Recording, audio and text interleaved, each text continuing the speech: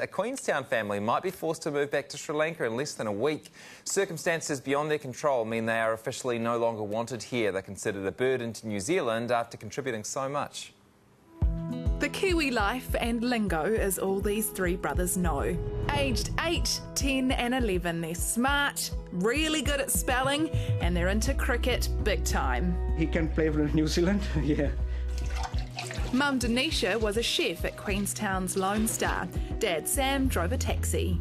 We happily 3-4 years. Then after that, all changed. In 2014, Denisha slipped at work, injuring her back, and a year later, she was diagnosed with MS.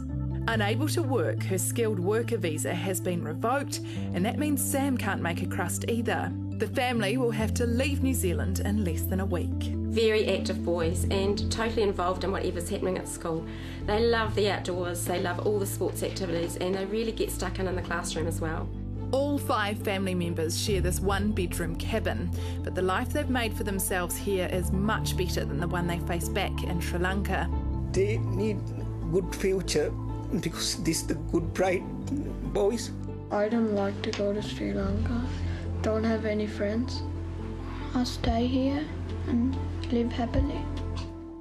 4.5 years ago, the family applied for permanent residency, but progress on that ground to a halt when Denisha's fall cost her that working visa. I look after my wife. I'm not asking anyone to help for my family and look after kids and going to school. I pay school bills and rent right time, everything right time. But finally they declined our application and they said to go back to country.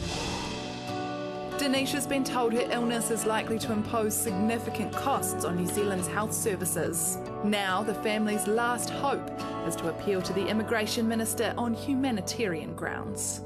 Yeah, we are not the bad people, you know. It's everything happened in this country. We can't go back. We like this country and we like this community and all nice people. They are caring for us. Well, when you're feeling really hopeless like those guys are, one place that you can always turn to, or one person that you can always turn to, is your local MP. And we have a statement from the newly minted Clutha Southland MP, Hamish Walker. He said to us, "I really do feel for this family. It must be an incredibly stressful time for them." He goes on to say, though, that immigration law is complex, and when the strict criteria meets with extraordinary personal circumstances like this, I think there should be flexibility. He wants to get an understanding of their circumstances and provide whatever support and advocacy is appropriate. Okay, let me jump in here because Peter Dunn, you're probably New Zealand's most famous electorate MP. So if someone had come to you for help with this sort of language, does this seem strong enough to you?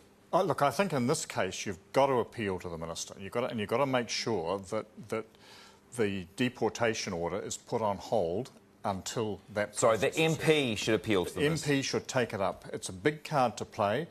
But frankly, I think it's the only card in this case. There have been a series of, seems to me, sort of errors along the way. I don't think the family should ever have been put in this position.